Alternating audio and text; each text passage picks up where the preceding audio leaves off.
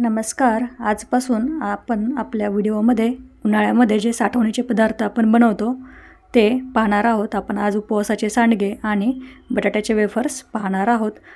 पूर्वी उन्हाळा आला की साठवणीचे पदार्थ करण्याची घरी लगबग असायची. पापड, सांडगी, मसाले, लोणची असे पदार्थ आपण करतो, पण आता फार कोणी वाळवणीचे पदार्थ घरी करायला पाहत नाही, कारण ते बाहेर रेडीमेड मिळतात. पण आता आपण काही सोप्या रेसिपीज कदाचित तुम्ही वाळवणीचे पदार्थ म्हणून करू शकतात. आज तशाच नवीन आपण रेसिपी आज पाहणार आहोत किंवा याच्या पुढील व्हिडिओमध्येही पाहणार आहोत. तर चॅनल सबस्क्राईब केले नसेल तर करा. आणि या रेसिपी मला तुमच्यासोबत शेअर कराव्या वाटल्या म्हणून आपण आजच्या या व्हिडिओमध्ये खास तुमच्यासाठी मी शेअर करणार आहे. तर त्या रेसिपी नेमक्या काय आहेत या रेसिपी आपण पाहूया. तर 1 नंबरचा पदार्थ उपवासाचे सांडगे. उपवासाचे सांडगे देखील चवीला तितकेच चांगले लागतात.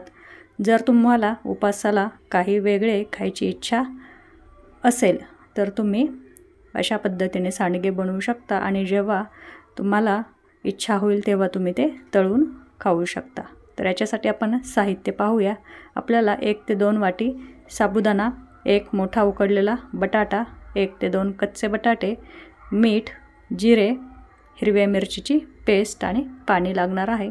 तर आता कृती पाहूया. खूप सोपी पद्धत आहे.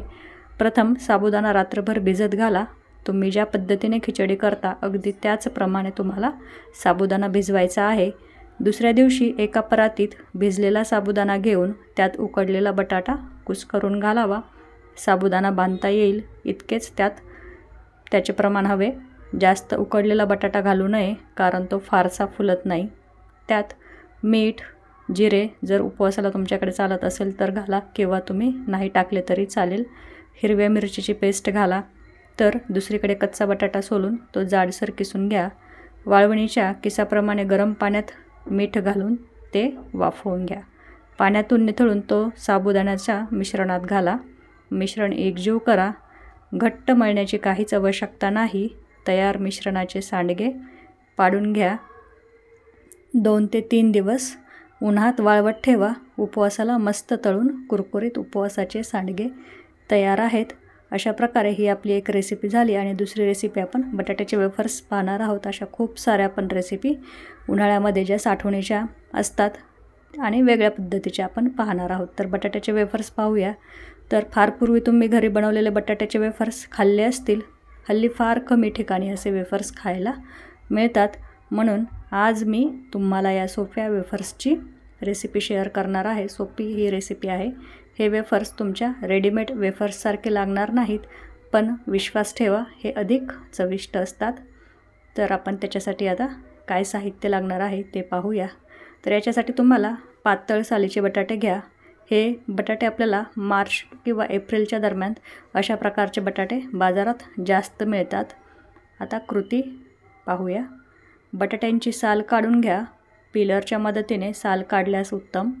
साल काढलेले बटाटे तुम्ही लगेच पाण्यात घाला, नाहीतर बटाटे काळे पडतात. तुम्हाला आवडत असलेल्या डिझाईनमध्ये बटाट्याचे चिप्स काढून घ्या. किसणीच्या साहाय्याने हे चिप्स तुम्ही बटाट्याची जी किसणी असते त्याच्या साहाय्याने तुम्ही हे चिप्स काढून घ्या. तयार चिप्स तुम्हाला पाण्यातच ठेवायचे आहेत. बटाट्यामध्ये स्टार्च असतो, त्यामुळे तुम्हाला 2 ते 3 पाण्यातून बटाटे धुवून काढायचे आहेत, म्हणजे त्याचं जे स्टार्च आहे ते पूर्णपणे निघेल. एका भांड्यात पाणी घेऊन तुम्हाला त्यात तुरटी फिरवायची आहे. त्यात बटाट्याचे काप तुम्हाला रात्रभर ठेवायचे आहेत. पाण्यातून काढल्यानंतर तुम्हाला पुन्हा एकदा ते धुवून घ्यायचे आहेत. रात्रभर आपण ठेवल्यामुळे बटाट्याचे जे वेफर्स आहेत ते काळपट होत नाहीत, पांढरे शुभ्र होतात. त्याच्यामुळे रात्रभर तुरटी टाकून ते भिजत ठेवा. तुम्हाला एक भांडे पाणी गरम करायला ठेवायचे. त्यामध्ये तुम्हाला मीठ घालायचे आहे.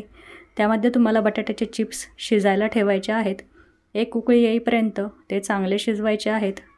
तुम्हाला चिप्स पारदर्शक झालेले दिसतील. आता चिप्स तयार झाले हे तुम्हाला कळत नसेल तर चिप्स हातात घेऊन थोडे वाकवून पहा. जर ते तुटले नाही म्हणजे ते तयार आहेत. जर तुटले तर ते जास्त शिजले आहेत. या रेसिपीसाठी जास्त शिजलेले चिप्स आपल्याला नको, नाहीतर वाळवताना आपल्याला व्यवस्थित वाळवता येणार नाहीत. स्ट्रेनरमधून हे पाणी काढून घ्यायचं आणि एका स्वच्छ चादरीवर चिप्स आपल्याला आता हे वाळवत घालायचे आहेत एक एक, आणि मग ते वाळवून घ्यायचे आहेत. वाळल्यानंतर तुम्ही हे चिप्स कधीही वर्षभर तळून खाऊ शकतात. चवीला खूप अप्रतिम लागतात. तर हे अशा आजच्या आपल्या 2 रेसिपी होत्या.